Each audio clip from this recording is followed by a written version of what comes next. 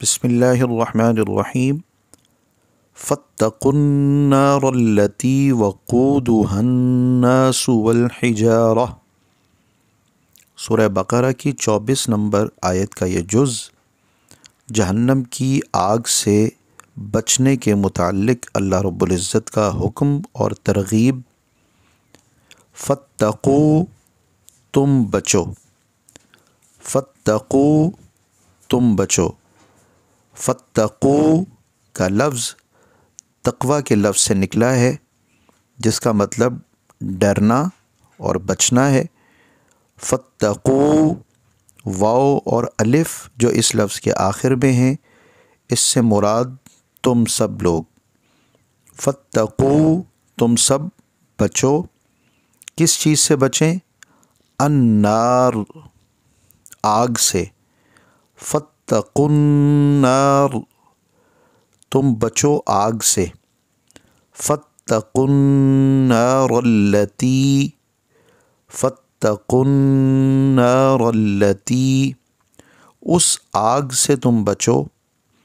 التي اور الذی یہ وہ لفظ ہیں جو اپنے سے پیچھے والے لفظ کی اپنے بعد والے الفاظ کے ساتھ وضاحت کرتے ہیں۔ یہ آگ کیا ہے، اس کی وضاحت بعد میں آنے والے لفظوں کے ساتھ ہے۔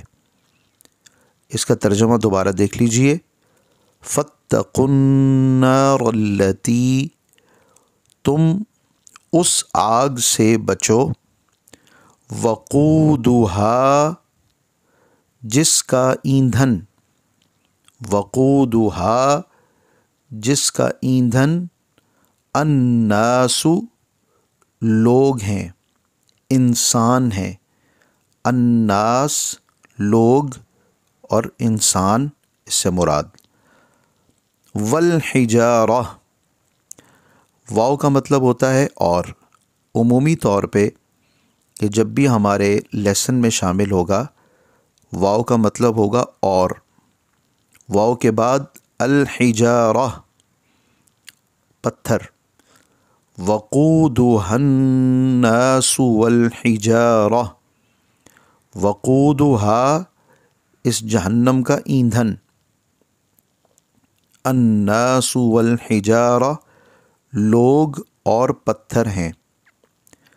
اس کا پورا ترجمہ، فاتقوا النار التي وقودها الناس والحجارہ، تم بچو اس آگ سے جس کا ایندھن انسان ہے اور پتھر ہیں۔ تم بچو اس آگ سے جس کا ایندھن الناس، لوگ ہیں، والحجارہ، اور پتھر ہیں۔